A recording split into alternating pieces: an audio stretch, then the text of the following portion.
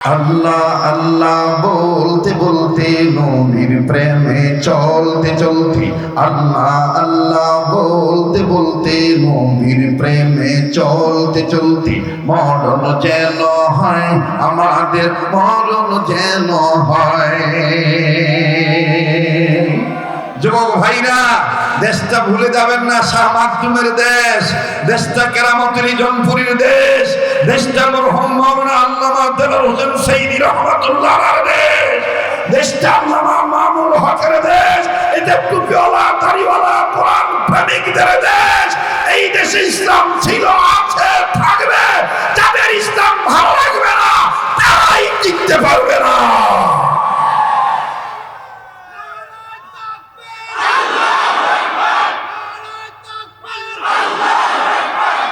আমার ভাইরা, সবার একটু জবান খুলে বলতে হবে, আমাদের মরণ যেন হয় আমাদের।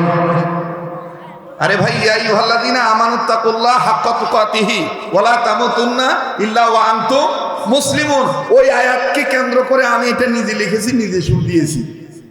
খারাপ লাগতেছে নাকি? তা বলেন না কেন?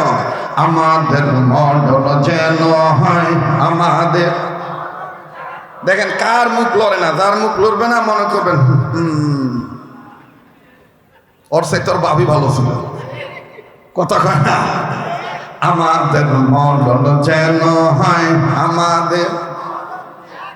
সবাই জবান খোলেন না, আমাদের মরণ যেন হয় আমাদের। আল্লাহ আল্লাহ বলতে বলতে নবীর প্রেমে চলতে চলতে, আল্লাহ আল্লাহ বলতে বলতে নবীর প্রেমে চলতে চলতে মরণ যেন হয় আমাদের। সামনের ভাইরা চুপ থাকেন দেখি, পিছনের ভাইরা ইসলামের পক্ষে মরতে চায় কি চায় না? আমাদের মরণ যেন হয় আমাদের। মাশাআল্লাহ, পিছনের ভাইদের আওয়াজ আসে।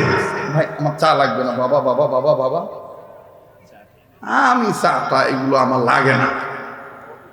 না না, কফিও লাগবে। তুই আবার বামার ঢুকেছ, বাবার কফি দাও, কিচ্ছু লাগবে না, খালি তোমাদের দোয়ার দরকার, আল্লাহ আর আল্লাহর দয়ার দরকার, ঠিক কিনা? এবার পিছনে বাইরে আবার একটু বলেন তো, আমাদের মরণ যেন হয় আমাদের। এবার পিছনে বাইরে চুপ থাকেন, সামনের বাইরা, আমাদের মরণ যেন হয় আমাদের। মাশাআল্লাহ, দিল বলতেছে মাহফিল কবুল হয়ে যাবে। এবার সামনের বাইরে পিছনে বাইরে চুপ থাকবেন, দাঁড়ানো ভাইরা, যারা কান্নাহুম বুনিয়ানুম মারসুসের মতন, শিশারাদা প্রাচীরের মতন রাস্তায় দাঁড়িয়ে দাঁড়িয়ে আছে, কথা কয় না, ওনাদের একটু অবস্থা দেখতে চাই। আমাদের মরণ যেন হয় আমাদের। ওই যে দেখো ধরে।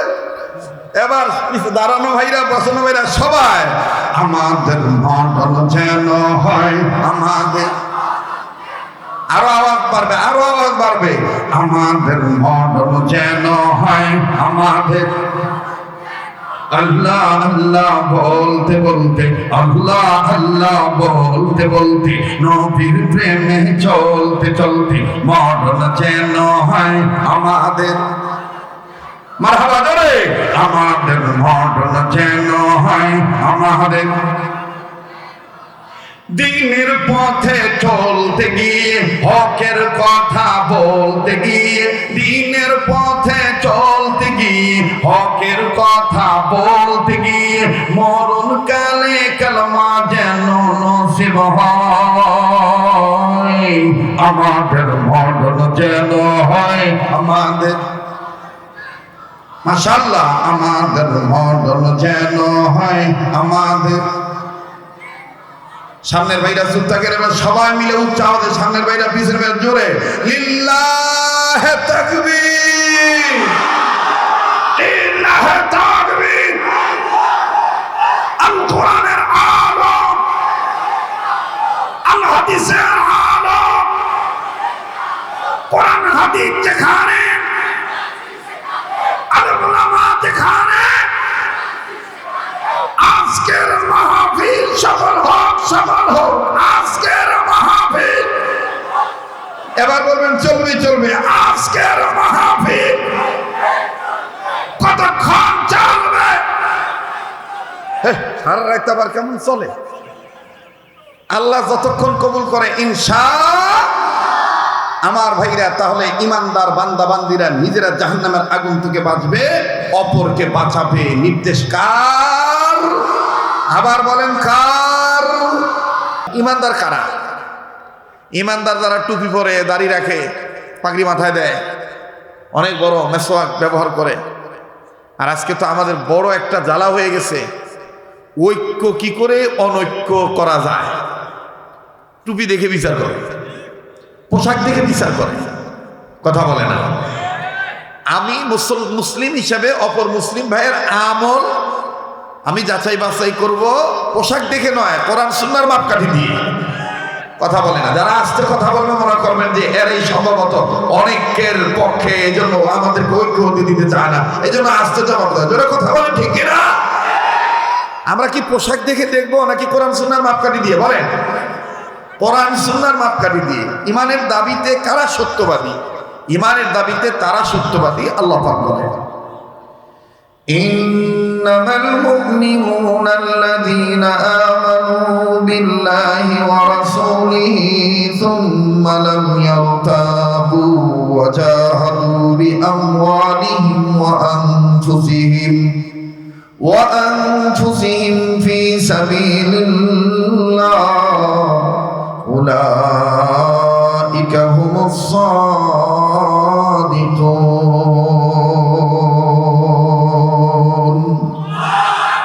আল্লাহু আকবারের সাথে কারো কোনো দুশ্মনী আছে? আল্লাহ মহান, এ কথাটা আস্তে বললে বা জোরে বললে কোনো বাধা আসবে? আল্লাহু আকবার বলতে হবে। আমার বন্ধুগণ, এখনো কিন্তু অনেকে আছে এরকম বলে, যারা নারায়ে তাকবীর আল্লাহু আকবার বেশি বেশি বলে, এরা মোল্লাতন্ত্র, এরা জঙ্গির সাথে সম্পৃক্ত। কিন্তু ওই দাদাদেরকে বলতে চাই, দাদা আপনার ওই পানি পড়া ওই ট্যাবলেট আর বাংলার জমিনে চলবে না।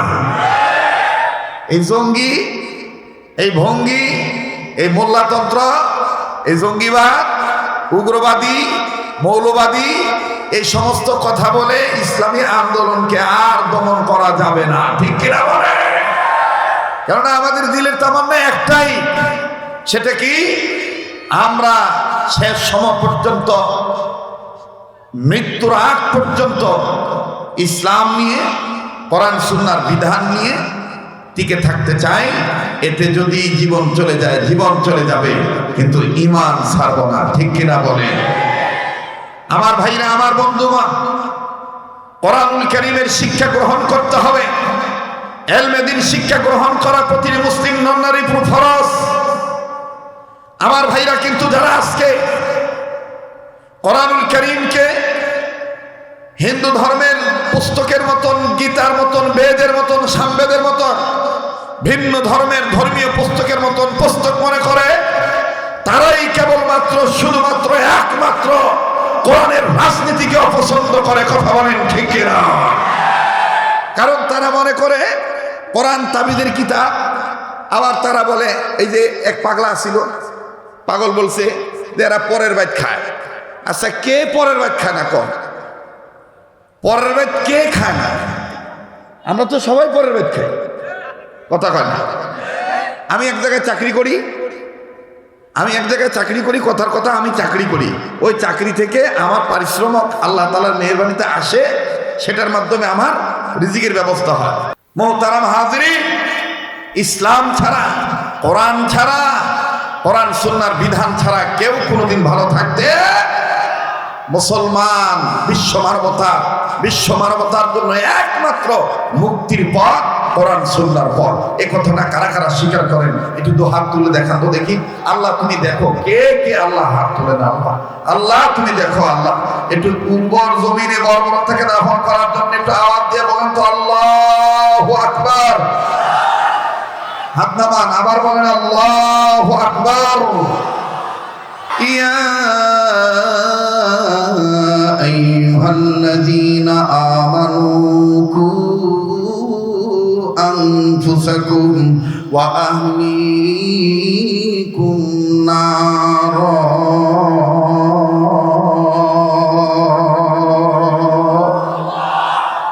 আল্লাহু আল্লাহ রাব্বুল আমিন ডাক দিয়ে বললেন, নবীজি তাম পৃথিবীর জন্য যারা ঈমানি দৌলত অর্জন করেছে এই ঈমানদার বান্দা বান্দীদেরকে আমি আল্লাহ রাব্বুল আমিন ডাক দিয়ে বললাম, নবী গো, এই ঈমানদার বান্দা বান্দীরা নিজেরা জাহান্নামের আগুন থেকে বাঁচবে, নিজেদের অধীনে যারা আছে তাদেরকেও তারা জাহান্নামের আগুন থেকে বাঁচাবে। আরে বাবাজি, তাফসীরের কিতাব খুলে দেখবেন বন্ধু, আহলিকুম নার, অধীনস্থ যারা আছে অধীনে যারা আছে তাদেরকে জাহান্নামের আগুন থেকে বাঁচাইতে হবে। মুফতি মুহাম্মদ শফি রহমাতুল্লাহি আলাইহি তিনি তার তাফসীরে মারিফুল কোরআনের মধ্যে সুন্দর করে আমার বন্ধুগণ ব্যাখ্যায় বলে দিয়েছেন, যুবক যুবতী তুমি নজর করে দেখো, তুমি জাহান্নামের আগুন থেকে বাঁচতেছো, তোমার অধীনে দেখো তোমার হাত আছে কিনা, তোমার অধীনে তোমার পা আছে কিনা, তোমার অধীনে তোমার চোখ আছে কিনা, তোমার অধীনে তোমার কান আছে কিনা। তোমার হাতকে তুমি জাহান্নামের আগুন থেকে বাঁচাও, তোমার পাকে তুমি জাহান্নামের আগুন থেকে বাঁচাও, তোমার চোখকে তুমি জাহান্নামের আগুন থেকে বাঁচাও। আরে বন্ধু, জাহান্নামের আগুন থেকে বাঁচানোর পথ পদ্ধতি চারটা আল্লাহ রাসূল সাল্লাল্লাহু আলাইহি সাল্লাম বলে দিয়েছেন। উম্মতে মুহাম্মাদীদের জাহান্নাম থেকে বাঁচার পথ হলো চারটি। উম্মতের আলেমগণ বসা আছে, ওনাদের কাছে জিজ্ঞাসা করে দেখবেন বন্ধু, উম্মতে মুহাম্মাদীদের জাহান্নাম থেকে বাঁচার পথ আমার আপনার নবী বলে দিয়েছেন চারটি। করে বলেন সুবহানাল্লাহ, আরো জোরে জোরে বলেন সুবহানাল্লাহ। নাম্বার 1 হলো আলেম হওয়া, নাম্বার 2 হলো আলেমের ছাত্র হওয়া, নাম্বার 3 হলো আলেমের কথা শোনা, নাম্বার 4 হলো আলেমদেরকে মহব্বত করা। আমার বন্ধুগণ বুঝে থাকলে বলেন, উম্মতে মুহাম্মাদীদের জাহান্নাম থেকে বাঁচার পথ কয়টা? কথা কয় না, মনোযোগ আমার দিক দেন। কয়টা? আবার কোন কয়টা? 4টা। নাম্বার 1 আলেম হওয়া, বলেন নাম্বার 1 আলেম হওয়া, নাম্বার 2 আলেমের ছাত্র হওয়া, নাম্বার 3 আলেমের কথা শোনা, নাম্বার 4 আলেমকে মহব্বত করা। কথাটা এইভাবে না নিয়ে আপনি এইভাবে নিতে পারেন। এই আপনার দিয়াউল কোরআন হিফজ মাদ্রাসায় এসে সকালবেলা দেখবেন নুরানি শিক্ষক ছাত্রদেরকে পড়ায়, দেখবেন একেবারে খুব হেলে দুলে খুব জজবা নিয়ে পড়ায়। আরবি হরফ 29টি, মাখরাজ 17টি। 1 নম্বর মাখরাজ হলকের শুরু হইতে হামজা হা পড়ায় না? তো এখন আমরা এখানে স্টেজের যোগ্য আলেমরা বসা আছেন, ওনাদের ছাত্র হয়ে আমরা একটু জজবা নিয়ে বলি, কথা কয় না? আমি প্রশ্ন করব, জানতে চাইবো, আপনারা আমাকে জবাব দিয়ে সহযোগিতা করবেন। আমি বলবো উম্মতে মুহাম্মাদীদের জাহান্নাম থেকে বাঁচার পথ কয়টা, আপনারা স্পষ্টভাবে বলবেন 4টা। পারবেন ইনশাআল্লাহ? উম্মতে মুহাম্মাদীদের জাহান্নাম থেকে বাঁচার পথ কয়টা? কথা কয় না রে? উম্মতে মুহাম্মাদীদের জাহান্নাম থেকে বাঁচার পথ কয়টা? এবার বলবো নাম্বার 1, আপনারা বলবেন আলেম হওয়া, আবার যেন আলেম হওয়া এরকম যেন না হয়। আলেম হওয়া, উম্মতে মুহাম্মাদীদের জাহান্নাম থেকে বাঁচার পথ কয়টা? নাম্বার 1 আলেম হওয়া, নাম্বার 1 আর জজবা নিয়ে বলেন না। নাম্বার 1 নাম্বার 2 আলেমের ছাত্র হওয়া, নাম্বার 2 নাম্বার 3 আলেমের কথা শোনা, নাম্বার 3 নাম্বার 4 আলেমকে মহব্বত করা, নাম্বার 4। এই 4 পথের প্রতীক হবে যারা, কবরে হাসরে মিজানে সিরাতে খাবে না ধরা। আরে কথা কয় না? আমাকে বলছে যে সুরে সম্রাট ভাই, আমি আর আগের মতো এই গান টান গাইতে পারি না ভাই, কথা কয় না? আচ্ছা শোনা বনে, কিন্তু আমি জানতে চাচ্ছি, কষ্ট হচ্ছে না তো বুঝতে? মাদ্রাসার মাহফিল, এই শিক্ষা দীক্ষার প্রয়োজন কি, এই প্রয়োজনীয়তার স্বার্থে এই আয়োজনটা কেন করা হয়েছে, এই বিষয়টা আমি ফুটিয়ে তুলতে চাচ্ছি। আল্লাহুল মুস্তাআন ওয়া বিয়াদিহিত তাওফিক। বলেন না আল্লাহুম্মা আমিন। আবার বলেন তো, উম্মতে মুহাম্মাদীদের জাহান্নাম থেকে বাঁচার পথ কয়টা? আমার ভাইরা সবাই বলেন, আর একবার কন। আমি আবার একটু মুখস্থ করাই সবাইকে, মা বোনরা আপনারাও শুনবেন। উম্মতে মুহাম্মদীদের জাহান্নাম থেকে বাঁচার পথ কয়টা? নাম্বার 1 আলেম হওয়া, নাম্বার 1। নাম্বার 2 আলেমের ছাত্র হওয়া, নাম্বার 2। নাম্বার 3 আলেমের কথা শোনা, নাম্বার 3। নাম্বার 4 আলেমকে মহব্বত করা, নাম্বার 4। এই 4 পথের প্রতীক হবে যারা, কবরে হাসরে মিজানে সিরাতে খাবে না ধরা। সুবহানাল্লাহ বলেন। আলেম ওলামার ছাত্র হইলে অথবা আলেম ওলামার ছাত্র হওয়ার জন্য নিজের বাচ্চাদেরকে, ছেলে হোক মেয়ে হোক, মাদ্রাসায় দিলে কবর থেকে পিতামাতা হিসাবে আযাব থেকে, কবরের আযাব থেকে মাপ পেতে পারে কি পারে না? আল্লাহ মাফ করে দিলে কেউ বাধা দিতে পারবে? যারা বলেন পারবে। আমার ভাইরা, আমার বন্ধুগণ, আল্লাহর নবী মুহাম্মদুর রাসূলুল্লাহ সাল্লাল্লাহু আলাইহি ওয়াসাল্লাম বলেছেন, বাজান কি বলছেন বলছি, তবে বাজান দিক বেদিক ছোটাছুটি করবেন না। অনেকদিন পর আমার বন্ধুগণ রাজশাহী মহানগরী এলাকায় এসেছি, একটু ধৈর্য ধরবেন বন্ধু। সামনে সাংঘাতিক একটা হায়ার অ্যান্টিবায়োটিক তথ্য আমার কাছে আছে, ওটা এখনো শুরু করি নাই বাজান। দেখবেন বাজান বলা মাত্রই চিংড়ি মাছের মতন ত্রিং বিরিং খালি লাফালাফি শুরু হবে। একটু ধৈর্য ধরেন বাবা, যেহেতু অনেক দিন আমার বন্ধুগণ এই অঞ্চলগুলিতে আসা আমার জন্য কষ্টকর ছিল। অনেকদিন পর আমার ভাইরা আমি এসেছি, মূল কথাটা আমি আপনাদেরকে জানাই দিচ্ছি, মেসেজটা পৌঁছায় দিতেছি। আরে বাবাজি,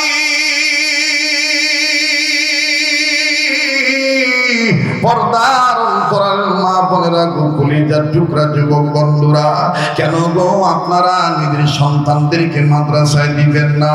মাদ্রাসায় দিনে আর ছাত্র বানিয়ে দেখেন কি লাভ হয়ে যায়। আমার ভাইরা, আমার বন্ধুগণ, এই জমিনের উপরে আসমানের নিচে যত বৃহত্তম তাফসীর গুলো আছে, সর্ববৃহৎ যত বড় বড় তাফসীর আছে, তার মধ্যে আমার বন্ধুগণ একটা তাফসীর হলো তাফসীরে কাবির। যে তাফসীরে কাবিরের মুসান্নিফ হলো ইমাম ফখরুদ্দিন রাজি রাহমাতুল্লাহি আলাইহি। ফখরুদ্দিন রাজি রাহমাতুল্লাহি আলাইহি তিনি তার তাফসীরে কাবিরের মধ্যে বাজান ঘটনাটা উল্লেখ করে বলেন, আল্লাহর নবী মুহাম্মদ সাল্লাল্লাহু আলাইহি সাল্লাম, আল্লাহর নবী মুহাম্মদ সাল্লাল্লাহু আলাইহি সাল্লাম যে বলেছেন, উম্মতে মুহাম্মাদীদের জাহান্নাম থেকে বাঁচার পথ 4টি। নাম্বার 1 হলো আলেম হওয়া, নাম্বার 2 হলো আলেমের ছাত্র হওয়া। দেখেন বাজান, আলেমের ছাত্র হইলে কি লাভ? তাফসীরে কাবিরের মধ্যে লেখা পাওয়া যায়, ইমাম ফখরুদ্দিন রাজি রাহমাতুল্লাহি আলাইহি সুন্দর করে তিনি মুসান্নাফের জিম্মাদারি পালন করে লিখে দিয়েছেন। আল্লাহর একজন পয়গম্বর, আল্লাহ পাকের নির্দেশে তিনি নিজের কর্মের দিকে যাচ্ছিলেন, নিজের কর্ম করার জন্য তিনি যাচ্ছিলেন। বন্ধ, আরে ভাইয়া, নিজের কর্ম করার জন্য তিনি যখন রওনা দিলেন, যাওয়ার সময় আমার বন্ধুগণ একটা কবর দেখলেন। এই কবরের দিকে নজর করে দেখতে পাইতেছেন কবরের ভিতরে দাও দাও করে আগুন জ্বলতেছে। আল্লাহর পয়গম্বর, ও বাবাজি, কাউকে কিছু না বলি, আল্লাহর পয়গম্বর নিজের কর্ম করার জন্য নিজের কর্মের দিকে অগ্রসর হয়ে গেলেন। কর্ম করার জন্য যখন চলে গেলেন, আমার ভাইরা কর্ম যখন সম্পাদন হয়ে গেল, কর্ম শেষে আল্লাহর নবী, আমার বন্ধুগণ, আল্লাহর একজন পয়গম্বর, তিনি সুন্দর করে যখন আবার বেগে আসতেছেন, আবার যখন আমার বন্ধুগণ পুনরায় ওই রাস্তা দিয়ে আসতেছেন, আসার সময় আল্লাহর পয়গম্বর ডাক দিয়ে বলতেছেন, আল্লাহ, একটু আগে দিয়ে কবর আযাবে আমি আযাব দেখেছিলাম, এই কবরটা আমি আবার একটু দেখবো এখন কোন হালতে আছে কবরওয়ালা। এইবার পয়গম্বর কবরের কাছে দাঁড়াইলেন। আমার বন্ধুগণ কবরের কাছে দাঁড়াইয়া নজর করে দেখতেছেন আল্লাহ কি দয়ার আল্লাহ, আল্লাহ কি, আল্লাহু আকবার, আল্লাহু আকবার। পয়গম্বর নজর করে দেখতেছেন একটু আগে যে কবরে আযাব ছিল এখন আর কবরে আযাব নাই। কবরওয়ালা জান্নাতের বিছানায় ঘুমায়। আওয়াজ দিয়ে বলেন না সুবহানাল্লাহ, আরো জোরে জোরে বলেন না সুবহানাল্লাহ। আমাদের মরণ যেন হয়, আমাদের মরণ যেন হয়, বলেন না আমাদের মরণ যেন হয়, আমাদের মরণ যেন হয়। আল্লাহ আল্লাহ বলতে বলতে নবীর প্রেমে চলতে চলতে, আল্লাহ আল্লাহ বলতে বলতে নবীর প্রেমে চলতে চলতে মরণ যেন হয়, আমাদের মরণ যেন হয়। দিনের পথে চলতে গিয়ে মুমিন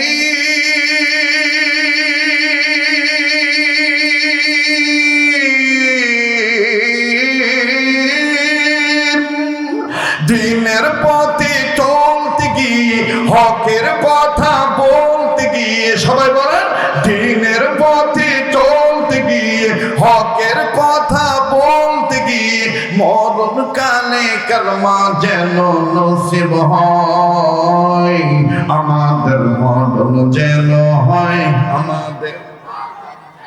হাত উঁচু করে আল্লাহকে দেখান না, চান না, চান না, আল্লাহর কাছে চান না। আমাদের মরণ যেন হয়, আমাদের যেন হয়। আল্লাহ তুমি কবুল করো।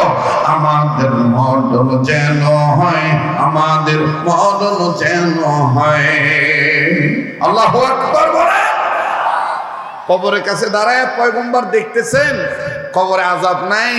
একটু আগে যে আযাব ছিল এখন আর আযাব নাই। কবরওয়ালা জান্নাতের বিছানায় ঘুমায়। সুবহানাল্লাহ।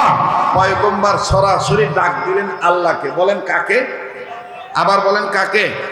ভাইয়া অনেকদিন পর এসেছি, এইভাবে যদি চলতে থাকে আর আধা ঘন্টা সময় কি আমাকে দেওয়া যাবে? কথা কয় না, দেওয়া যাবে? কোনো সমস্যা হচ্ছে না তো? আমার বন্ধুগণ আল্লাহকে ডাক দিয়ে বলতেছেন আল্লাহ একটু আগে যে কবরে আযাব ছিল এখন দেখি কবরে আযাব নাই, আল্লাহ কারণ কি আমি একটু জানতে চাই। আল্লাহ পাক বলতেছেন পয়গম্বর এই কবরওয়ালা একটা কাজ করে আছে, যেই কাজের দরুন আমি রব তার মাফ করে দিয়েছি গুনাহ সব। পয়গম্বর ডাক দিয়ে বললেন আল্লাহ সেই বান্দাটা কি কাজ করছে আমি জানতে চাই, একটু খেয়াল করে কথাগুলি শুনবেন বন্ধু। রব্বুল আলামিন ডাক দিয়ে বললেন পয়গম্বর এই কবরওয়ালা একটা কাজ করে আসছে, কাজের জন্য আমি আল্লাহ তাকে মাফ করে দিয়েছি। বলে কি কাজ আপনি একটু বলেন তো দেখি। আল্লাহ রব্বুল আলামিন ডাক দিয়ে বললেন পয়গম্বর এই কবরওয়ালা একটা সন্তান রেখে আছে দুনিয়ায়, এই সন্তানটা এতদিন কথা বলা শিখে নেই, ইদানিং যখন সন্তানটার মুখে বুলি ফুটলো, সন্তানটা যখন কথা বলা শিখলো, এই সন্তানের মা অর্থাৎ কবরওয়ালার স্ত্রী এই সন্তানটাকে নিয়া, এই বিধবা নারী এতিম বাচ্চাটাকে নিয়া মাদ্রাসা মক্তবে ভর্তি করে দিল, আলেমের কাছে দিয়ে দিল, আলেমের ছাত্র বানায় দিল। আলেম জীবনের প্রথম এই ছাত্রর জীবনের প্রথম ছাত্রকে একটা সবক শিক্ষা দিল। খুব খেয়াল করবেন বন্ধু। পয়গম্বর ডাক দিয়ে বলেন আল্লাহ এই সবক শিক্ষা দিল, কোন সবক আমি একটু জানতে চাই। আল্লাহ রাব্বুল আলামিন ডাক দিয়ে বলতেছেন পয়গম্বর এই আলেমের ছাত্র যখন বাচ্চা ছেলেটা হয়ে গেল, এতিম বাচ্চাটা যখন ছাত্র হয়ে গেল, আলেমের ছাত্র হইল, আর এই ছাত্র যখন আলেমের কাছে সবক পড়তে শুরু করলো, তার উস্তাদ তাকে একটা সবক পড়াইলো, যেই সবকের মধ্যে আমার স্পেশাল 3টা নাম আছে, আর এই 3টা নামের সাথে প্রতিটা নামের সাথে আমার 1000 করে নাম জড়িত। আওয়াজ দিয়ে বলেন না সুবহানাল্লাহ, আরো জোরে জোরে বলেন না সুবহানাল্লাহ।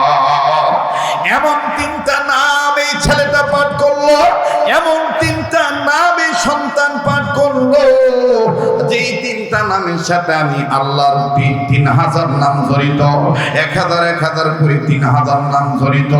বাবাজি পয়গম্বর দেখেন কি বলতেছে, রব কি বলেন, এদিক সেদিক নজর দিবেন না, কারো যাওয়া দেখে কেউ যাবেন না। ভাই গো, দুনিয়া কিন্তু থাকার জায়গা না, এই দুনিয়ায় কেউ চিরদিন থাকতে পারবো না। জীবনে শেষ বয়ান মনে করে বয়ান করছি বন্ধ, আমার দিল কেন জানি বলতেছে মাহফিল কবুল হয়ে যাবে, আমার নাকটার মধ্যে আল্লাহ ওদের গ্রান পাইতেছি বন্ধ।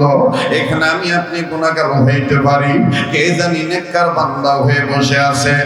ও একজন নেককার বান্দার উসিলায় আমার আল্লাহ রাব্বুল আমিন আমাকে আপনাকে মাফ করে দিবেন বন্ধ। একটু খেয়াল করে শুনবেন বাবা, আপনাদের এই অঞ্চলে অনেক মানুষ এরকম আছে, শুধু বক্তা দেখতে আসে, দূরবর্তী স্থান থেকে বক্তা আসলে তাকে দেখা শেষ, আমার বন্ধুগণ তিনি ফিনিশিং না দিয়ে তিনি চলে যায়। আরে বাবাজি মনে রাখবেন বন্ধু, শেষ ভালো সব ভালো তার। পয়গম্বর ডাক দিয়ে বলতেছেন আল্লাহ ওই তিনটা নাম কোন তিনটা নাম, যেই তিনটা নামের সাথে আপনার 3000 নাম জড়িত। আল্লাহ পাক ডাক দিয়ে বলতেছেন পয়গম্বর শোনো, এই 3000 নাম যেই তিনটা নামের সাথে জড়িত, প্রত্যেকটা নামের সাথে 1000 করে নাম। এই 3000 যেই তিনটা নামের সাথে জড়িত আমার নাম, এই তিনটা নাম নিয়ে যখন এই ছাত্রটা সবক পাঠ করলো, আমি আল্লাহ তার বাবার কবর আযাব মাফ করে দিলাম।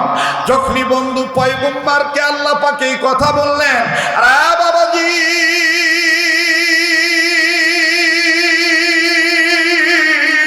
পয়গম্বর ডাক দিয়ে বললেন মালিক,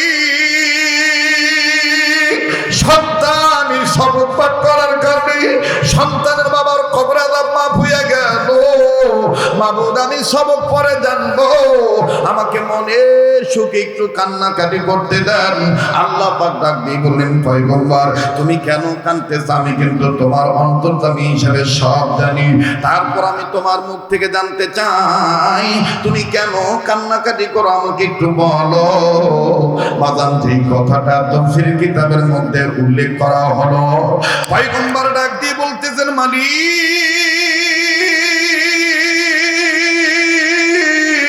আমার কান্নার কারণ হইল আল্লাহ তুমি কত দয়ার আল্লাহ, এই মাসুম বাচ্চা তোমার নামের সবক আদায় করেছি, আর তুমি আল্লাহ বাচ্চাকে কেন্দ্র করি বাচ্চার পিতার কবর আযাব তুমি মাফ করে দিলা। আল্লাহ আল্লাহ গো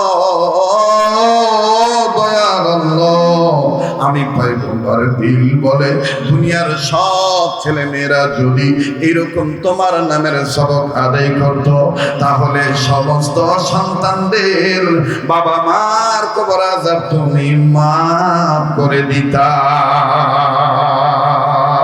আওয়াজ দিয়া বলেন না সুবহানাল্লাহ। আরে বাবাজি মা বাপ মা পাবে কেমনি, বাবা মা তো এখন মাদ্রাসা মুখী হতে চায় না, সন্তানদেরকে দিয়ে দেয় কিন্ডারগার্টেনে। তবে বাদান কোন কিন্ডারগার্টেনকে আমি ইনসাল্ট করে বলছি না, কেননা আমার বাংলাদেশে অনেক কিন্ডারগার্টেনে কেজি স্কুলে বাদান এখনো অনেক আমার ভাইরা অনেক শিক্ষা প্রতিষ্ঠানে নিয়মিতভাবে আমার বন্ধুগণ কোরআন সুন্নাহ শেখানো হয়, কিন্তু বাদান অধিকাংশ ক্ষেত্রে দেখা যায় যেই কবিতার কোনো ভ্যালু নাই, যেই কথার কোনো অর্থ নাই, যেই কথার কোনো মর্ম নাই, আমার বন্ধুগণের কোন মর্মহীন কথা, অর্থহীন কথা, নামহীন কথা শিক্ষা দেওয়া হয়। আমার ভাইরা আমার বাবাজিরা আমার বন্ধুগণ আপনারা শুনছেন কিনা জানি না, কবিতাটা হলো মিথ্যা কথা। সেই কবিতাটা কোন কবিতা? আমার ভাইরা অনেক সন্তানের পরে হাট্টিমা টিমটিম তারা মাঠে পারে ঠিক কথা কয় না, এটা সত্য কথা না মিথ্যা কথা? মিথ্যা কথা না সত্য কথা? ওই যে আস্তে কথা কয়, সত্য কথা না মিথ্যা কথা? আমি আমার জীবনের একটা বাস্তব অভিজ্ঞতার কথা বলি। এই চাঁপাইনবাবগঞ্জ শিবগঞ্জ এলাকায় কানসাটের কাছে আর কি একটা মাহফিলে গেছিলাম, মোনা কষায়। তখন ওই ভ্যানে চড়ি আর কি, শুনতেছেন আপনারা? ভ্যানে চড়ে যাইতাম আর কি, ঘুমা একটা ব্রিফকেস থাকতো, ওটা নিয়ে গেছি, ওয়াজে গেছি। তো যাওয়ার পরে এরকম বয়ান করতেছি, তো টেবিলের এই ডাইন সাইড দিয়ে ফাঁক দিয়ে একটা ছেলে, একদম ছোট্ট ছেলে, মানে ওর আবার ওই বোতাম, এই যে জামার বোতাম গাইডও ঠিক নেই, লাগানো ঠিক নেই। আমি ভালো করে খেয়াল করে দেখি যে উপরের বোতাম নিচের গাইডের সাথে লাগাইছে। কথা কি বুঝতেছেন? উপরের বোতাম নিচের গাইডের সাথে লাগাইছে। আর টুপি মনে করেন যে বেঁকা হয়ে আছে, পিছনের দুব্বার কাপড়, পাঞ্জাবির কাপড় কোকড়া লেগে আছে। এই ছেলে খালি আমি ওয়াজ করতেছি আর খালি এরকম জামা টানে। তা আমি পাবলিকে ডিগ্রি লাগাই দিয়ে বলতেছি, বাবা কি হয়েছে, তুমি আমাকে টানো কেন? তো চাপায়ের ভাষা, ওই মনা কষার ভাষা বলতেছি, হুজুর আমি একটা গাজাল গাহাবো।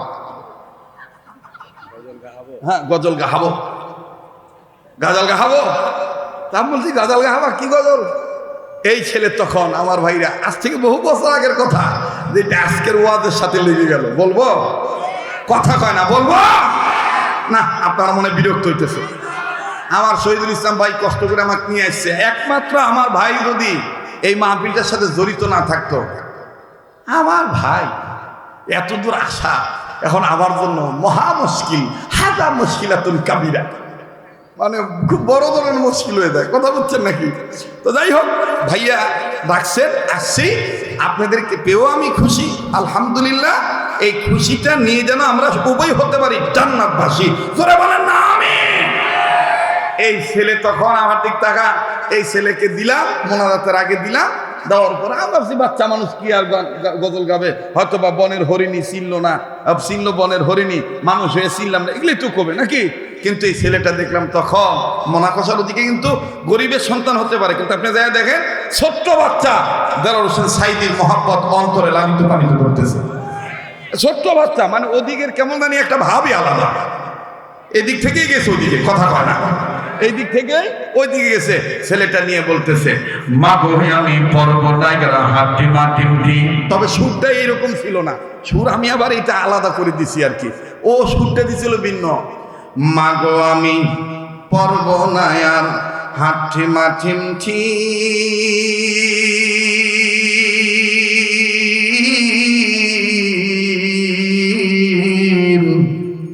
মাদ্রাসাতে শিখবো এবার,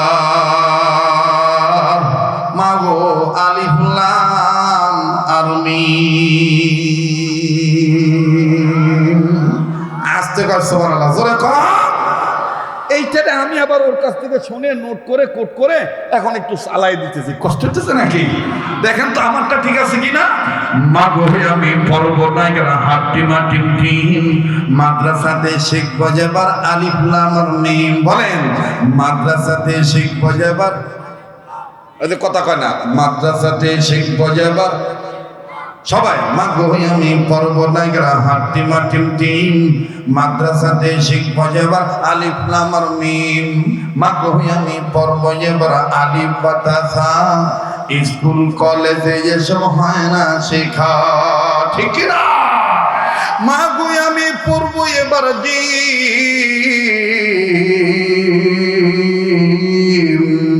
মাগো আমি পর্বতায়রা হাটি মাটিমটি, মাদ্রাসাতে শিখবো যেবার আলিফ লাম আর মিম। দেখি কোরআনের পক্ষে কে কে মাদ্রাসাতে শিখবো যেবার, সবাই মাদ্রাসাতে শিখবো যেবার নারায়ে তাকবীর, নারায়ে তাকবীর। আল কোরআনের আলো,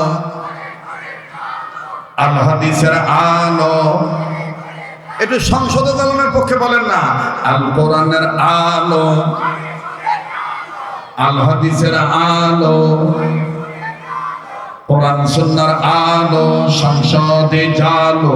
কোরআন সুন্নাহর আলো, সংসদে জালো।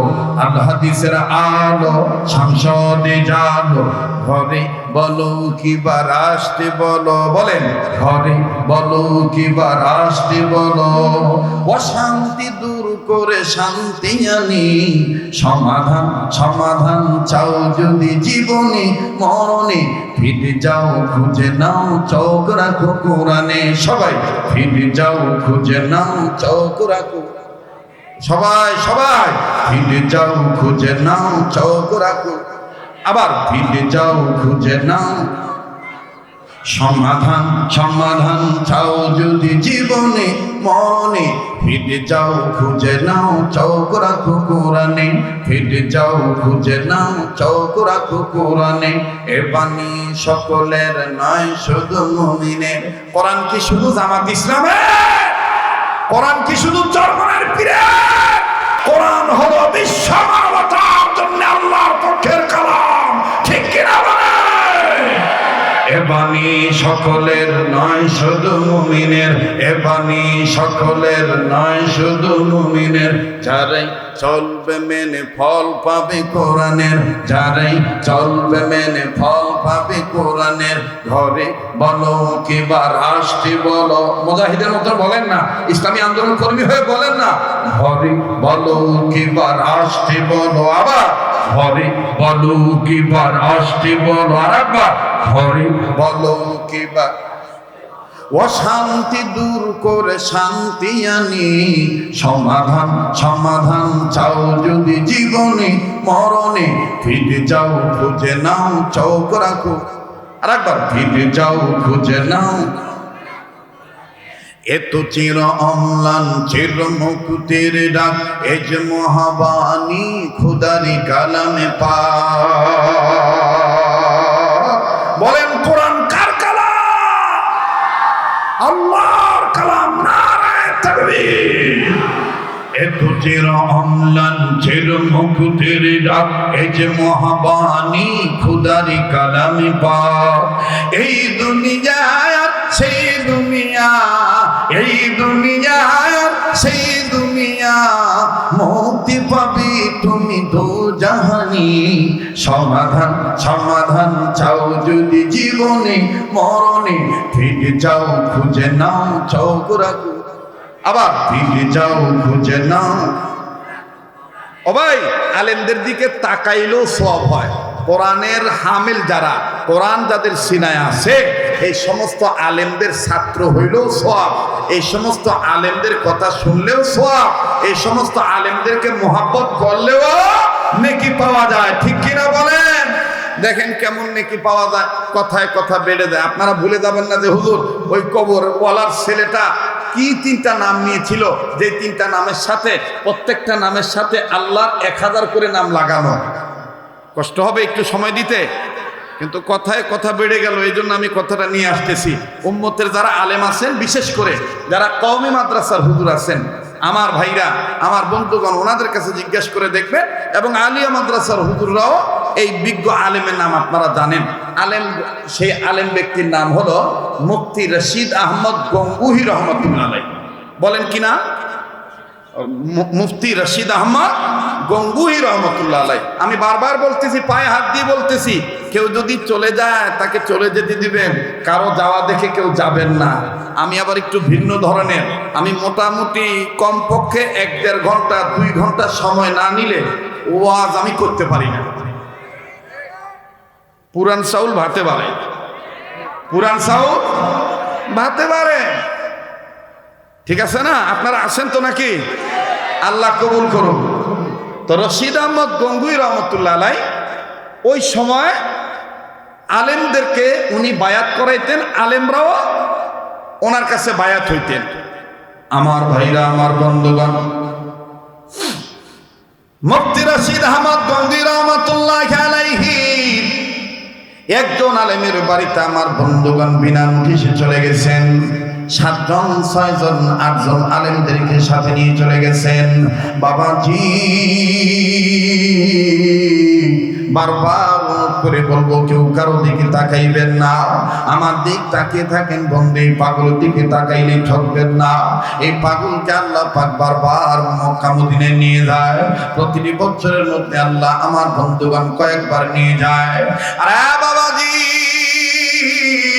এই কাবা ধরা হাত নিয়ে আমি আপনাদের জন্য দোয়া করব, হাত তুলে দোয়া করব। বন্ধু আজকে দোয়ার না ফিরে দিবে না। দিলের মধ্যে কেমন জানি একটা আমার বন্ধুগণ শান্তি অনুভব হইতেছে, পিস অফ মাইন্ড, আত্মপ্রশান্তি লাভ করতেছি। আরে বন্ধু রে ভাইয়া, মনে হচ্ছে আপনারা আমার অনেকদিন ধরে বাজার নিয়ে একেবারে আপন। আপনাদের আপন হয়ে আমার বন্ধুগণ স্বজন বানিয়ে কথাগুলি বলছি, খুব খেয়াল করবেন বাবা। মুফতি রশিদ আহমদ গঙ্গুহি রাহমাতুল্লাহি আলাইহি 7 জন 8 জন আলেমকে নিয়ে যখন তার শাগরেদের বাড়িতে চলে গেল, শাগরেদ ঘর থেকে বের হয়ে ডাক দিয়ে বললেন, আলহামদুলিল্লাহ হযরত আপনি আমার বাড়িতে চলে এসেছেন। হযরত জি আপনি আমাকে চিঠিটাও দিলেন না, আপনি আমাকে নোটিশ দিলেন না, আপনি জানাইলেন না, না জানাই এইভাবে আপনি চলে আসলেন হযরত জি।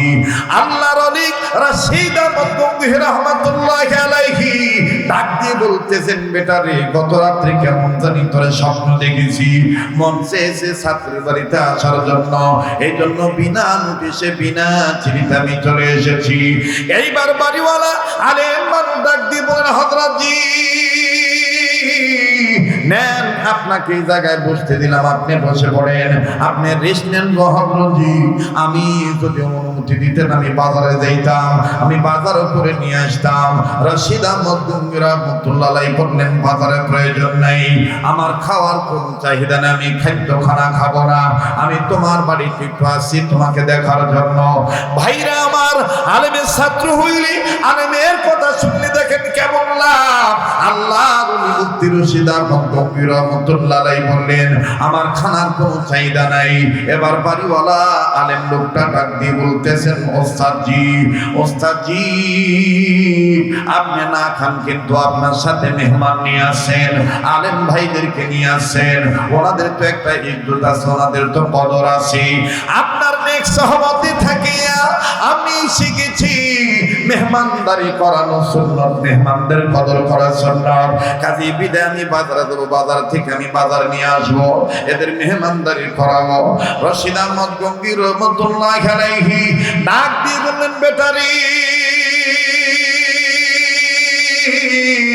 বাজারে যাইবা ভালো কথা, তবে বাজারে যাওয়ার আগে এক বদনা পানি আমার এনে দাও, আমি এক বদনা পানি দ্বারা আমি একটু ওযু বানাবো, ওযুর পানি তুমি এনে দাও। এবার রশিদ আহমদ গঙ্গুহি রাহমাতুল্লাহি আলাইহির খাস শাগরেদ এক বদনা পানি দ্বারা আমার বন্ধুগণ আনি পানি এনে দিলেন, ওযু করবে।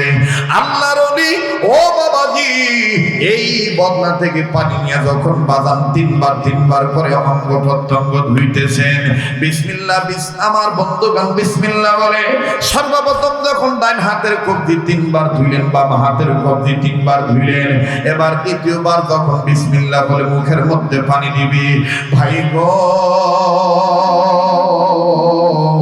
মুখের মধ্যে পানি দিয়ে কেমন জানি আল্লাহর ওলি রশিদ আহমদ গঙ্গুহি রাহমাতুল্লাহি আলাইহি বোবার মতন হয়ে গেল। পানি আর বের করেন না, পানি গিলেন না, পানি খেলানো না, আমার বন্ধুগণ পানি ফেলেও দেন না, পানি গিলেও নেন না। উপস্থিত জনতা, উপস্থিত উলামায়ে কেরাম, আবারও বলতেছি আল্লাহর হস্তে কেউ এদিক সেদিক তাকাবেন না। বাবাজি জীবনের শেষ বয়ান মনে করে বয়ান করছি। আল্লাহর ওলি রশিদ আহমদ গঙ্গুহি রাহমাতুল্লাহি আলাইহি আমার বন্ধুগণ মুখের মধ্যে পানি দিয়ে পানিটা বের করেন না, পানিটা গিলেও খান না। লোকেরা ডাক দিয়ে বলতেছেন, ঘটনা কি হয়ে গেল? রশিদ আহমদ গঙ্গুহি কেন পানি মুখের মধ্যে নিয়ে চুপ করে বসে থাকলো? কেন মুখটা থেকে পানি বের করেন না বা গিলে ফেলেন না? হঠাৎ করে নজর করে দেখা গেল আল্লাহর ওলি রশিদ আহমদ গঙ্গুহি রাহমাতুল্লাহি আলাইহি চোখ দুইটা লাল হয়ে গেছে, চোখ থেকে পানির ফোঁটা আমার বন্ধুগণ বৃষ্টির মতন ধর করে করতেছে। আল্লাহর ওলি কান্দে, আমার ভাইরা আমার বাবাজিরা, আল্লাহর ওলি এবার চোখের পানি মুছে দিয়া মুখ থেকে পানিগুলি আমার বন্ধুগণ ফেলে দিয়া উপস্থিত আলেমদেরকে ডাক দিয়ে বলতেছেন, পরে বলবো ঘটনা, আগে তোমরা যে অবস্থায় আছো আমার কাছে আসো, আমার চতুর্দিকে দাঁড়ায় তোমরা কালেমা শরীফ লা ইলাহা ইল্লাল্লাহর জিকির করো, আওয়াজ দিয়ে বলেন না সুবহানাল্লাহ। এবার সম্মিলিতভাবে ও বাবাজি সবাই দাঁড়াইলি, সবাই চতুর্দিকে দাঁড়ায় যখন লা ইলাহা ইল্লাল্লাহর জিকির করতেছিলেন, বাবাজি এক পর্দা রশিদ আহমদ গঙ্গুহি রাহমাতুল্লাহি আলাইহি আমার বন্ধুগণ আমার ভাইরা রশিদ আহমদ গঙ্গুহি রাহমাতুল্লাহি আলাইহি তিনি আস্তে করে আমার বন্ধুগণ ওই জিকিরের মধ্যখান হতে দাঁড়িয়ে গেলেন। দাঁড়িয়ে দুই হাত উঁচু করে কান্দে আর ডাক দিয়ে বলে, আল্লাহ ওগো মালিক ওই কবরওয়ালার কবর আযাব তুমি মাফ করে দাও, ওই কবরওয়ালার কবর আযাব তুমি মাফ করে দাও, ওই কবরওয়ালার কবর আযাব তুমি মাফ করে দাও। আলেমগণ বুঝতেছেন না কি হয়েছে ঘটনা বাবাজি। এরপরে রশিদ আহমদ গঙ্গীর রহমাতুল্লাহ আলাইহি এইভাবে ক্ষমা প্রার্থনা করার পরে আমার বন্ধুগণ দোয়া শেষ করার পরেই আবার ডাক দিয়ে বলে পানিটা তুমি আমারে পাল্টায় দাও। এবার বাদাম বাড়িওয়ালা আবার পানিটা পাল্টায় দিলেন, আবার নতুন করে বদনা পুরা করে পানি যখন এনে দিলেন বাবাজি, এই পানি দ্বারা যখন রশিদ আহমদ গঙ্গীর রহমাতুল্লাহ আবার ওযু শুরু করলেন, ওযু করার জন্য মুখে পানি দিলেন। এখন আর রশিদ আহমদ গঙ্গীর মুখ থেকে পানি ফেলে দিলেন না, ওযু কমপ্লিট হয়ে গেল। ও বাবাজি, ওযু শেষে আসমানের দিকে তাকায় কালেমা শাহাদাত পাঠ করার পরে এবার রশিদ আহমদ গঙ্গী বলতেছে, জলদি জলদি তুমি আমার জলদি করে নামাজের মুসাল্লা দাও, আমি 2 রাকাত নামাজ আদায় করব। আমার ভাইরা, আমার বন্ধুগণ, 2 রাকাত নামাজ আনতে নামাজ শেষ হওয়ার পরে এবার রশিদ আহমদ গঙ্গী রহমাতুল্লাহ আলাইহি উলামায়ে কেরামগণ বলেন, হযরত জি কে হো গই, হযরত কি হইছে একটু বলেন তো দেখি। রশিদ আহমদ গঙ্গী রহমাতুল্লাহ আলাইহি বলেন, তাইলে শোনো বেটা, তুমি যেই বদনা পুরে আমাকে পানি এনে দিয়েছো, এই বদনাটা তো মাটির বদনা। বলে হ্যাঁ। উপস্থিত রাজশাহীর বাবারা ভাইরা, আপনারা অনেক মুরব্বী আছেন এই জায়গায়, এক সময় মাটির বদনার প্রচলন ছিল, বদনার প্রচলন ছিল। রশিদ আহমদ গঙ্গী রহমাতুল্লাহ আলাইহি ডাক দিয়ে বলতেছেন, এই মাটির বদনা দিয়ে যখন তুমি আমাকে পানি এনে দিলা, পানি এনে দেওয়ার পর এই বদনা থেকে যখন আমি পানিটা হাত ধৌত করার পরে 3 বার 2 হাত ধোয়ার পরে কবজি পর্যন্ত 2 হাত ধোয়ার পরে যখন আমি পানিটা মুখের ভিতর নিলাম, মুখের ভিতর নেওয়ার পরে আমি অবাক হয়ে গেলাম। বলে কি হইল হুজুর, আপনি একটু বলেন তো দেখি। রশিদ আহমদ গঙ্গী রহমাতুল্লাহ আলাইহি বলেন, পানিটা মুখের ভিতর নেওয়ার পরে এমন তিতা, যেই তিতা কোনদিন আমার জবানে আমি লাগে নাই, যেই তিতা কোনদিন আমি অনুভব করতে পারি নাই। আজকে এমন তিতা লাগলো মাটির বদনার পানি। আমি মুখে নিয়ে আল্লাহকে ডাক দিয়ে বললাম, আল্লাহ হঠাৎ করে পানি কেন এরকম তিতা হয়ে গেল বুঝলাম না। আল্লাহ রাব্বুল আমিনকে যখন আমি এইভাবে বলতেছিলাম দিলে দিলে আমার আল্লাহ রাব্বুল আমিন আমাকে জানায় দিলেন, মুফতি রশিদ রে, বান্দা রশিদ, ও বান্দা আব্দুর রশিদ, তুমি শুনে নাও, শুনে নাও, শুনে নাও, আমি আল্লাহ তোমাকে জানাই দিতেছি, যেই মাটির বদনাতে তুমি ওযু করতেছো পানি আনিয়া, এই মাটির বদনা যে এলাকার মাটি দিয়ে বদনাটা বানানো হয়েছে, ওই এলাকার মধ্যে আমার বান্দা তুমি শুনে নাও, ওই এলাকার মধ্যে একটা কবর আছে, এই কবরে সাংঘাতিক আযাব হইতেছে। ও আল্লাহর বান্দা, আমি রব তোমাকে বলে দিতেছি, ওই কবর আযাব হওয়ার দরুন মাত্র এলাকার সমস্ত মাটি টিটা হয়ে গেছে, আর ওই মাটি দ্বারা এই বদনাটা বানানো হয়েছে। এটা আমি আল্লাহ তোমার মুখে ধরায় পড়ায় দিলাম।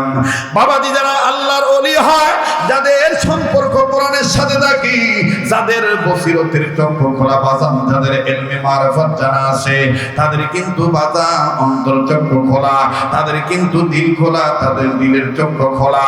রশিদ আহমদ গঙ্গী রহমাতুল্লাহ আলাইহি ডাক দিয়ে বলতেছেন, বাবাজি তখন আমি টেনশনে পড়ে গেলাম, হায় হায় কবরওয়ালার কবর আযাব এখন কেমনে বন্ধ করা যায়? আল্লাহ পাক কোন উসিলায় যে মাফ করবে আল্লাহ ভালো জানে। এরা বাবা শোনো, আমি কিতাবের দিকে নজর দিয়ে দেখলাম, ও রাজশাহী মহানগরীবাসী, আমি আপনাদের কাছে জানাই দিয়ে আপনারা ওইটা জেনে নেবেন। উপস্থিত যারা কওমি মাদ্রাসার হুজুরগণ আছেন অথবা আলিয়া মাদ্রাসার হুজুরগণ আছেন, সারা বাংলাদেশের কওমি মাদ্রাসার মধ্যে উম্মুল মাদারিস দারুল উম্মুল ইসলাম হাটাজারি মাদ্রাসা চট্টগ্রামে অবস্থিত। এই চট্টগ্রাম হাটাজারি মাদ্রাসার একজন প্রবীণ মুরব্বী ছিলেন, যার নাম হলো মাওলানা জমিরউদ্দিন রহমাতুল্লাহি আলাইহি। মাওলানা জমিরউদ্দিন রহমাতুল্লাহি আলাইহি আলাইহি তিনি তার কিতাবের মধ্যে লিখেছেন মুসলমানের বাচ্চা শুনে নাও কথা বলবো আমি একটা আচ্ছা শুনে নাও যদি থাকে তোমার ঈমান সাচ্চা যদি তোমার কোনো ইলম না থাকে যদি তোমার কোনো বিদ্যা না থাকে আমি জমিরউদ্দিন লিখে দিলাম আল্লাহ রাসূলের হাদিস নকল করে বললাম তুমি পৃথিবীর যেই প্রান্তে থাকো না কেন সন্তান তুমি যদি তোমার বাবা মার কবরের পাশে দাঁড়াইয়া একবার যদি কালেমা শরীফ তাওহীদের বাণী শুদ্ধ করে পড়তে পারো লা ইলাহা ইল্লাল্লাহু মুহাম্মাদুর রাসূলুল্লাহ সাল্লাল্লাহু আলাইহি সাল্লাম মরহুম মাওলানা জমিরউদ্দিন রাহমাতুল্লাহি আলাইহি তিনি তার কিতাবের মধ্যে লিখেছেন কোন সন্তান কোন ইলম জানুক আর না জানুক যদি মুসলমান হিসাবে কালেমা শরীফের একবার কালেমা তৈয়বা পাঠ করে মা বাবার কবরের পাশে দাঁড়াইয়া আমার আল্লাহ রব্বুল আলামিন সন্তানের কালেমা পড়ার উসিলায় বাপ মার কবর আযাব মাফ করে দেয় আওয়াজ দিয়ে বলেন না সুবহানাল্লাহ আরে বন্ধু রশিদ আহমদ গঙ্গী রহমাতুল্লাহি আলাইহি ডাক দিয়ে বলতেছেন আল্লাহ এখান থেকে অনেক অনেক দূরে কবর ওই কবরওয়ালার কোন ছেলেও নেই কোনো আত্মীয় স্বজন নাই আস্থা বাঁধন নাই শ্রদ্ধা বাঁধন নাই আপন জন নাই স্নেহ বাঁধন নাই পড়োশীও নাই প্রতিবেশীও নাই এখন আমি কেমন করে ওই কবরওয়ালার কবর আযাব মাফ করাইতে পারি আল্লাহ তোমার মায়ার দ্বারা দয়ার দ্বারা আল্লাহ তুমি আমারে পথ দেখায় দাও ঠিক তখনই আমার আল্লাহ পাক জানায় দিলেন রশিদ রে মুসলমান ধর্মের দিক দিয়া ইসলাম ধর্মের দিক দিয়া মুসলমান প্রতিটি মুসলমান মিল্লাতের দিক দিয়ে এক মুসলমান আর এক মুসলমানের ভাই এক মুসলমান আর এক মুসলমানের কি জোরে বলেন নাকি আর একবার বলেন কি ডাক দিয়ে বলতেছেন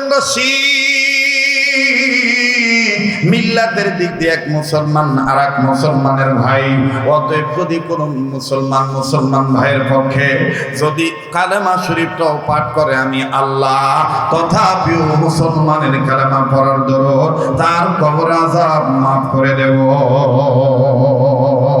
আওয়াজ দিয়ে বলেন না সুবহানাল্লাহ আরে বাবা যখন আমি এই সংবাদ পাইলাম ঠিক তখনই আমি মুফতি রশিদ তোমাদেরকে ডাক দিয়ে বললাম তোমরা আমার চতুর্পাশে দাঁড়াও তোমরা আমার চতুর্পাশে দাঁড়ায় লা ইলাহা ইল্লাল্লাহর জিকির করো যখন তোমরা জিকির করা শুরু করলা অটোমেটিক আমার কাছে খবর আসলো আমি যখন বললাম আল্লাহ ওই কবরওয়ালার আযাব তুমি মাফ করে দাও আল্লাহ আল্লাহ ওই কবরওয়ালার আযাব তুমি মাফ করে দাও আল্লাহ আল্লাহ ওই কবরওয়ালার আযাব তুমি মাফ করে দাও তিনবার বলার পর আর এইদিকে তোমাদের সম্মিলিত লা ইলাহা ইল্লাল্লাহর জিকিরের দরুন আমার আল্লাহ রব্বুল আলামিন কবরওয়ালার কবর আযাব মাফ করিয়ে দিয়েছে এইটাকে পরীক্ষা করার জন্য আমি আবার বললাম নতুন করে আমাকে মাটির বদনাতে পানি এনে দাও আমাকে পানি দেওয়া না আমাকে পানি দিয়ে পানি নিয়ে আমাকে পানি দেওয়া হলো আমি পানি নিয়ে যখন ওযু বানাইলাম হাত ধোয়ার পর যখন আমি বিসমিল্লাহ বলে মুখে দিলাম পানি এইবার আমি পানি মুখে নিয়ে দেখি পানি তার স্বাভাবিক স্বাদের মধ্যে আছে পানি আর তিতাও নাই পানি আর নুনটাও নাই পানি তার স্বাভাবিক অবস্থায় রয়ে গেছে তার মানে আমি বুঝতে পারলাম আল্লাহ রব্বুল আলামিন কোরআনের হামেলদের দ্বারা আলেমদের ঐক্যবদ্ধ জিকিরের দ্বারা আলেমদের উম্মতের রাহবারির দ্বারা আলেমদের দোয়ার দ্বারা উম্মতের কবর আযাব আল্লাহ মাফ করে দিয়েছে আমি মুফতি রশিদ ওযু বানানোর পর নামাজের মুসাল্লা বিছাইয়া আমি 2 রাকাত নামাজ আদায় করলাম শুকরিয়াতার নামাজ আদায় আমি আল্লাহর কাছে বললাম আল্লাহ তুমি সব পারো কাজী বাজান উম্মতের মুহাম্মাদীদের জাহান্নাম থেকে বাঁচার পথ হলো 4টা নাম্বার 1 হলো আলেম হওয়া নাম্বার 2 হলো আলেমের ছাত্র হওয়া নাম্বার 3 হলো আলেমের কথা শোনা নাম্বার 4 হলো আলেমকে মহব্বত করা আমার বন্ধুগণ আমার দিল বলতেছে আপনারা যারা এখানে আছেন ছোট বড় সবাই বাদানি 4 গ্রুপের লোক এখানে 5ম গ্রুপের লোক নাই কথা কোন ঠিক কিনা কেউ আলেম হয়েছে, কেউ আলেমের ছাত্র হয়েছে। আমার বন্ধুগণ, কেউ নবীর কথা শুনে আলেমের কথা শুনতেছে, আবার কেউ আলেমদের মহব্বত অন্তরে নিয়ে নিয়ত করে ফেলেছে হুজুর কতক্ষণ থাকবে, মোনাজাত না করে আমরা যাব না। কথা বলেন ঠিক না বেঠি? যদি ঠিক হয়ে থাকে আওয়াজ দিয়ে বলেন ইনশাআল্লাহ। আবার বলেন ইনশাআল্লাহ। আরে বাবাজি, কাজেই আমি আপনাদের কাছে আর একটা মেসেজ দিতে চাই। যারা বলে আমাদের রাজশাহীতে তো অনেক বড় বড় মাদ্রাসা আছে, কামিল মাদ্রাসা আছে, দাওরা মাদ্রাসা আছে, এই সমস্ত মাদ্রাসায় বড় বড় আলেম তৈরি হয়। এইরকম দিয়াউল কোরআন হিফজ মাদ্রাসা, এই ছোট ছোট মাদ্রাসায় ছাত্র দিয়ে লাভ কি? দান করে লাভ কি? মাওলানা জমিরুদ্দিন রহমাতুল্লাহি আলাইহি তার কিতাবের মধ্যে দেখেন,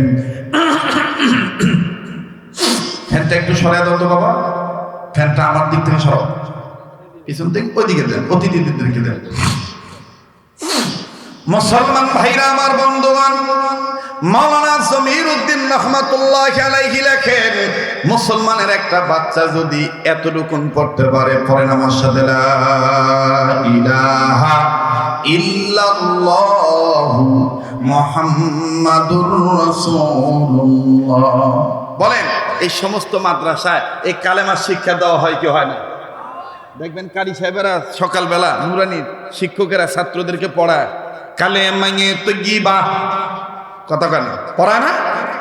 লা ইলাহা ইল্লাল্লাহু মুহাম্মাদুর রাসূলুল্লাহ, আল্লাহু আকবার। মাওলানা জমিরুদ্দিন রহমাতুল্লাহ লেখেন, এতটুকু এই কালেমাটাও যদি তুমি মুসলমানের আওলাদ হয়ে শুদ্ধ করে পড়তে পারো, তোমার মৃত বাবা মার কবরের পাশে দাঁড়াইয়া আল্লাহ তাআলা তুমি সন্তানের কালেমা পড়ার উসিলা তোমার বাপ মাকে মাফ করে দিতে পারো। মাফ করার মালিক কে? কথা কেন? মাফ করার মালিক কে? মুহতারাম হাজিরিন, আজকে সেই বাবা মার জন্য দোয়াটাও করতে যায় না। বক্তা দেখে আসছি, বক্তা খুব ভালো। আরে ভাই, ভালো তো সবই ভালো, কিন্তু আপনি কেন এরকম কালো? আপনার মন কেন এত কালো? আপনি দোয়াটা করে যান, শেষ ভালো যার সব ভালো তার। মনে রাখবেন, আজকে যদি আপনি যদি আমার আপনার মা বাবার নামে দোয়া করে যাই, অদূর ভবিষ্যতে আমার আপনার বেটা বেটিও আমার আপনার জন্য দোয়া করেই যাবে, ঠিক কিনা? আর আজকে যদি ফাঁকি দিয়ে যান, আমার আপনার বেটা বেটিরাও আমাকে আপনাকে ফাঁকি দিয়ে যাবে। কামা তাদিনু তুদানু, যেমন কর্ম তেমন। আপনি আপনার বাপের নামে দান করেন নাই, আপনি আপনার বাপ মার নামে দোয়া করেন নাই, আপনার বেটা বেটিরাও আপনার নামে দোয়া করবে, ঠিক কিনা ভাই? যাই হোক, আর লম্বা করতে চাই না। দাঁত থাকতে দাঁতের মর্ম বোঝা যায় না। দাঁত যেদিন পড়ে যাবে সেদিন বুঝবেন গোস্ত খাওয়ার সময় কি যে যন্ত্রণা। আজকে বাপ বেঁচে আছে তো, এজন্য বাপে বলে এ বুড়া কি পেছাল পাড়েবে। এ বাপ যেদিন মারা যাবে সেদিন বুঝবেন কত বড় অভিভাবক হারাইলেন, ঠিক কিনা ভাই?